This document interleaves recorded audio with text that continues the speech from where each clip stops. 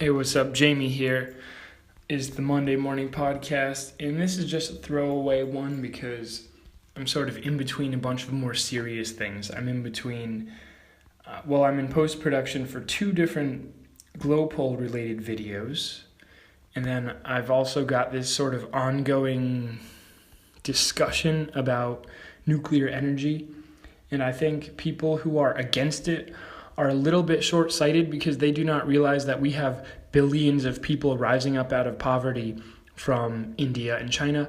And this is a lesser known view or fact, but coming up out of poverty means consuming more energy no matter how you look at it, because you have lights on at night, you have utilities, and there's just no way around it.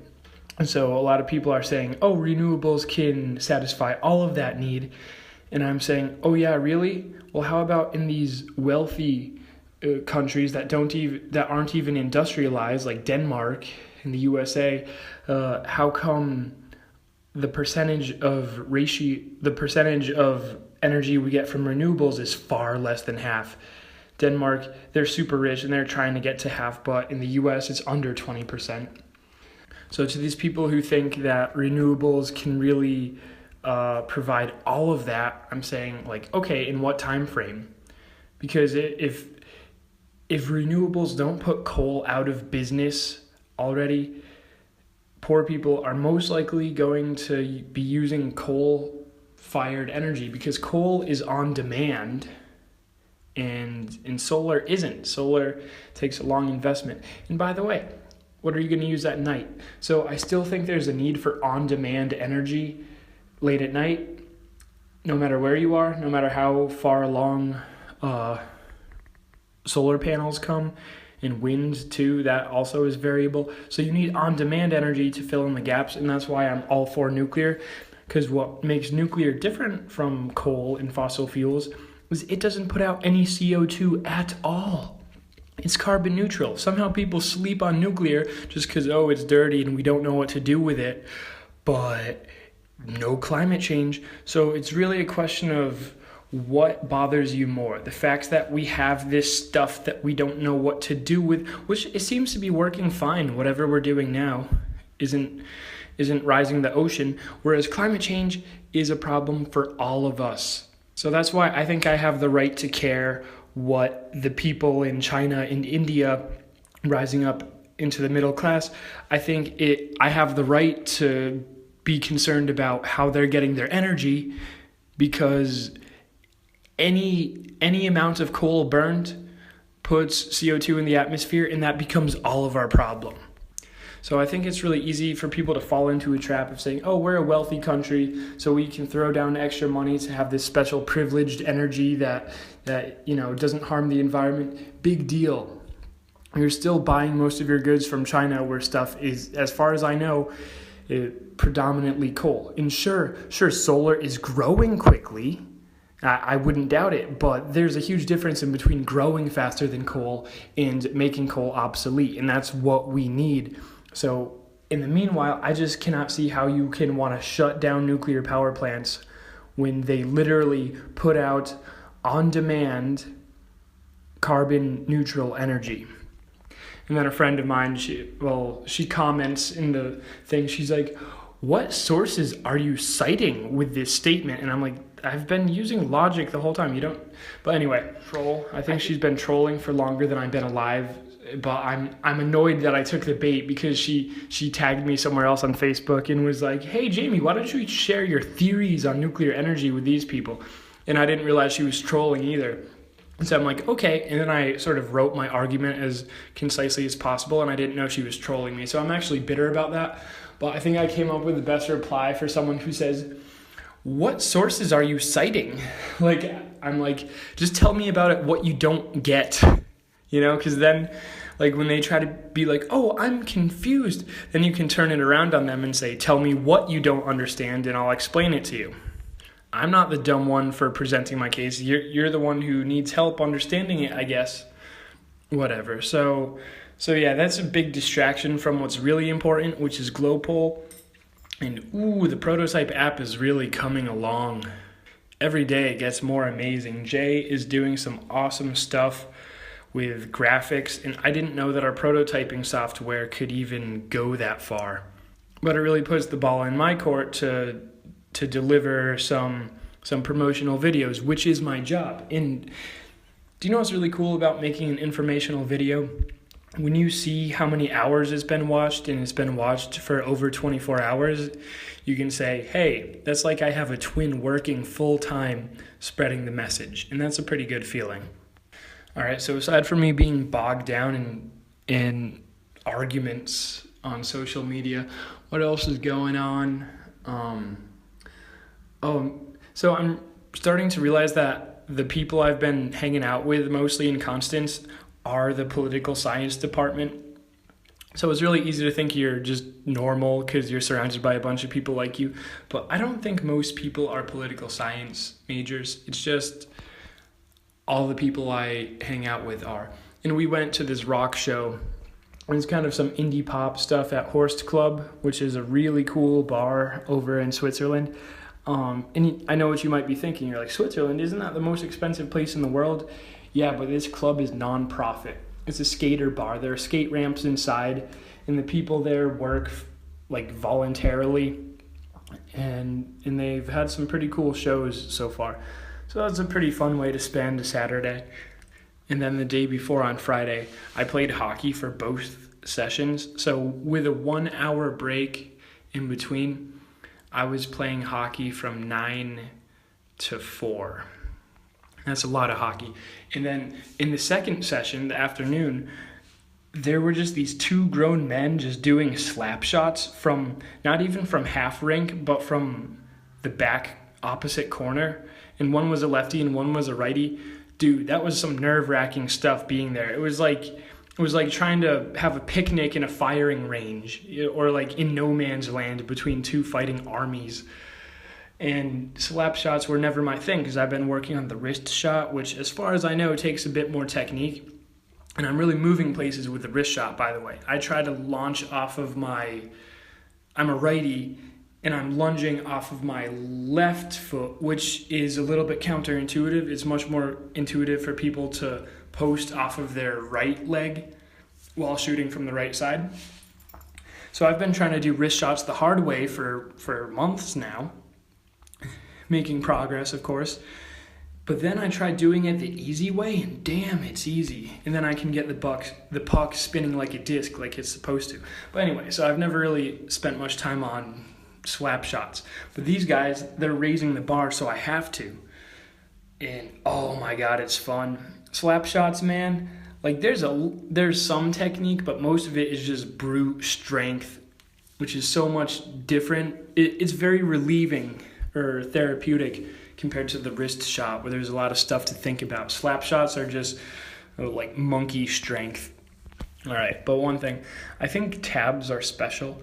You know how some people feel about like babies? They say every sperm is sacred. That's kind of how I feel about tabs. Because you open a tab, you have a thought. You should see that thought through, or at least not forget about it. So let's see, what are some tabs I have open? Of course, I have Alex Forrest on Train Twitter at 308KMH. You remember him. He was the first guest I ever had on my televised interview on the YouTube channel. By the way, I had another televised interview with my Norwegian buddy, Stian, and I felt like freaking Joe Rogan. It was some dank conversation. We were on there for 3 hours. I had all the lights going. I had 2 different cameras, and I thought it was great. And we're recording into the middle of the night. God bless my flatmate who is very patient, and I will miss, and I will still visit and play Monopoly Deal with. But we're recording until 5 a.m. on a school night. And then at the end, Stian, he's like, out of all that, there are perhaps 3 minutes of content. Go find it. Dude. Yeah, his idea of YouTube content is just so different from mine, where I'm a podcaster. You know what? I want to make a change.org petition for all 13 of my listeners to say, Stian, publish your interview. But unless he magically has a change of heart and lets me publish, As of right now, I think Alex is my only televised interview guest. Let's see. It turns out I felt sick for a week after getting my wisdom teeth out, and most of it was from ibuprofen. I can't believe ibuprofen's so dumb.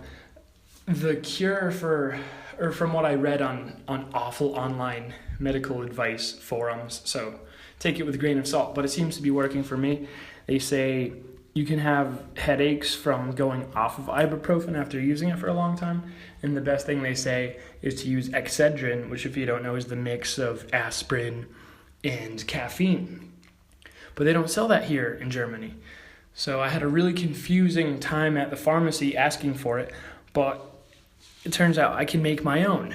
I can make my own mix because they sell the aspirin by Bayer, right? The company that invented heroin. They don't have generics here, so expect to pay way too much for a really simple pill that you can buy a gallon of at the dollar store. But anyway, am I bitter? I waited in line forever and paid too much, but I don't care because they sell caffeine pills here. So right now, for example, I'm on a mixture of the aspirin and the caffeine pill. So it's my own do-it-yourself Excedrin, and it's working out pretty great. My face has sort of come down from American Dad levels of swollenness, and that's a good thing. Let's see, what's another tab I had open? Military develop stuff for private industry. Yeah, what I'm talking about here is the whole idea of spillovers, right? That happens a lot in development. Let's say, here's a good example. GPS. Oh, the internet was invented by the Department of Defense, as far as I know. But also GPS, right? GPS is something that private industry is free to enjoy, and we all are free to enjoy. But it was the research in the invention was done by the Department of Defense, as far as I know. I'm going off memory here. But that's a good example of a spillover where you discover something cool for your own personal use, but then it happens to be really useful to a lot of other people. So if you're in competitive industry, sometimes people look at spillover as a bad thing. But if you're looking at it just from the perspective of a utilitarian, where you want as much goodness as possible, spillovers are awesome.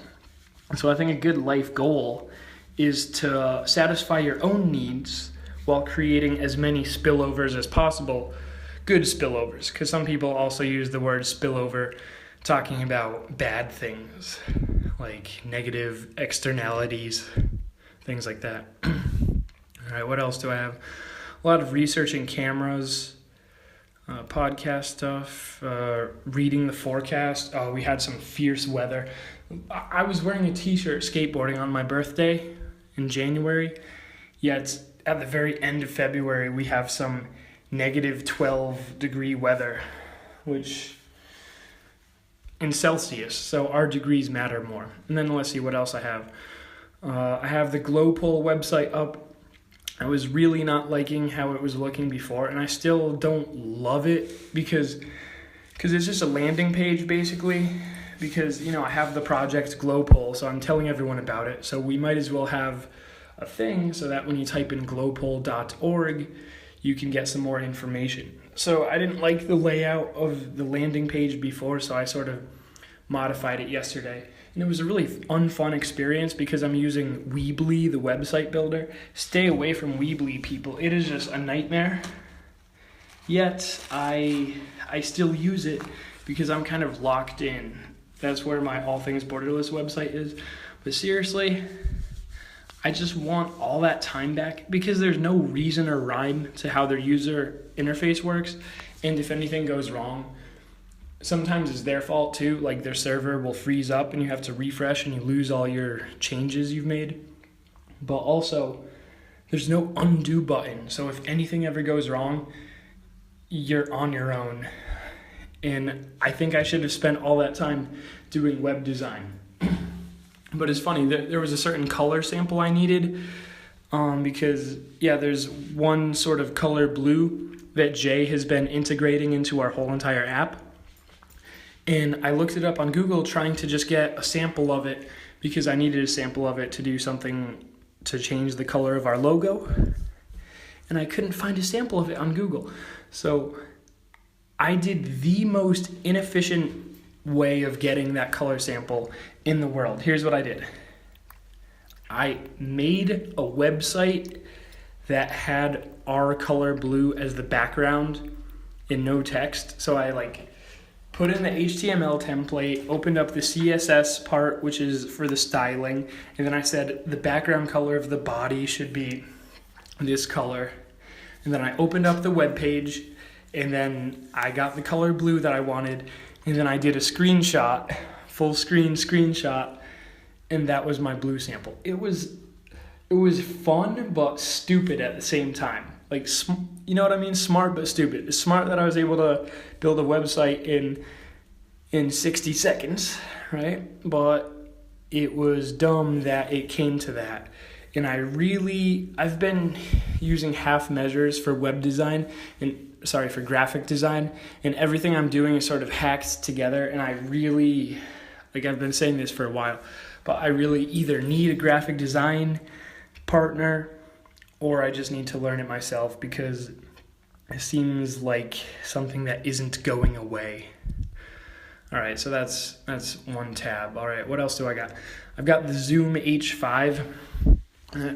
Sometimes I just look at audio and video gear, and the Zoom H5 is a handheld recorder with a perfectly good mic on it, but you can also connect external mics to it. So it seems like a great way for me to record the podcast if I'm going mobile. So it has really high reviews, and I'm tempted by it, but maybe I should just go low quality because my buddy Alex Barber over in California, in Los Angeles, he's putting out these awesome documentaries using just an iPhone. And when he has a guest, he'll just hold his long-ass arm out in selfie mode and he'll film them. So it's not the highest quality, but you still understand what's going on. And I've heard some advice when they say, when you're starting off in content creation, don't go all out on your gear, just focus on your content, and then you can scale up the gear later. And he's a living example of that. He's doing it all on his iPhone, and he's doing it beautifully. He did this documentary about saving Skid Row, or trying to rebuild Skid Row in Los Angeles. And it used to be beautiful, except then they relocated, I forget the name, but there was a main train station that got out in this sort of diverse part of town, which is code name for there were, blacks and Latinos. And then the city board people, or I don't know who's responsible for this decision, but all I know is the new main train station became Union Station, which was in a more white part of town. And basically when they moved the train station, it sort of had really bad repercussions for the part of LA, which is now Skid Row. Well, it was a really awesome documentary, man, and he integrated music in it very well. So I'll include some links to that because it's really some beautiful stuff, and I'm happy for him and a little bit jealous because he's just so freaking good, and he's on such a good mission to promoting trains and transit and sustainable cities. What's not to love about that? What else was I looking up? Do VPNs use energy? Yeah, that's just a thing, because I think someday in Glowpole, an integrated feature for members could be a VPN, right? Because, there might be some members living in countries that don't have access to the free internet. So it would just be cool to have VPN as a member service. And that's also a digital good that a lot of people want. And providing member services is a big part of any interest group. So maybe not Glowpole specifically, but if you want to have a legitimate, democratically accountable public interest group, sort of with Glowpole public opinion data as a foundation of legitimacy, VPNs are a great member service if you are going to have members of your public interest group actually paying in.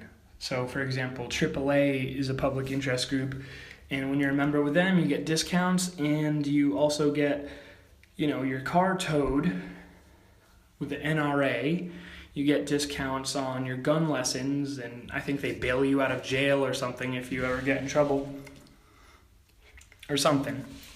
I think they give you legal advice, which is good. I think legal advice is another great member service because no one's going to use it on purpose, but it's great to have access to. Yeah, so I think actually having someone to bail you out legally is a great service to provide to members because, just like I said, it's nice to know it's there, but no one's ever going to use it on purpose. And I still don't have the answer to that.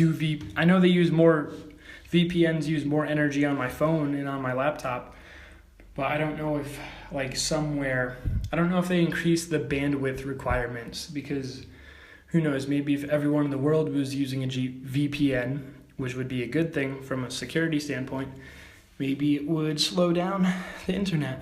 All right, what else was I looking at? How much protein do you really need? You basically want, if you're trying to build muscle, you basically want 1 gram per 2 pounds body weight. That's roughly it. That's what I got. If you're trying to build, let's see, what else was I looking at? Oh, here was a tab about Nazi Germany, the land of drugs. Apparently, a lot of them were on meth. They had this meth-infused chocolate called Tank Chocolate or Panzer Schokolade. And I find that funny, just meth-infused chocolate. So maybe that's why they're so ambitious, All right, what else was I looking at? Highest grossing films of all time. I was watching Captain America Civil War. I don't know about that movie. I'm sure they spent a lot of money on it.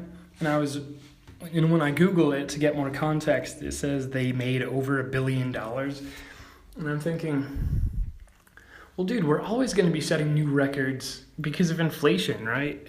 So it's not, you should always be breaking the record for money at the box office because money becomes less valuable every year by 2% and most likely more. Let's see. And then I was looking up, because whenever I talk to people about Glowpole, by the way, they usually have a lot of ideas for me. So I'm like, what's that? Let me open a tab. So there's a thing called the 1,000 Forum I need to look at, which apparently is a forum of 1,000 randomly selected people to do government stuff. And I'm going to have to look into that more. And then there's a philosopher, Jürgen Habermas, that my friend recommended to me. And I was hoping he would have a lively Twitter, because I feel like if you're a philosopher, that's the fun way to do it. By the way, I'm starting to hate Twitter less now that I'm using it, that I've negotiated the learning curve. But still, I do not expect everyone to do that. So I hate it less now that I understand it, but still, it is no place to generate meaningful representative public opinion data. So that's why Glowpole needs to displace them as a forum for public opinion issues. All right, and then he told me about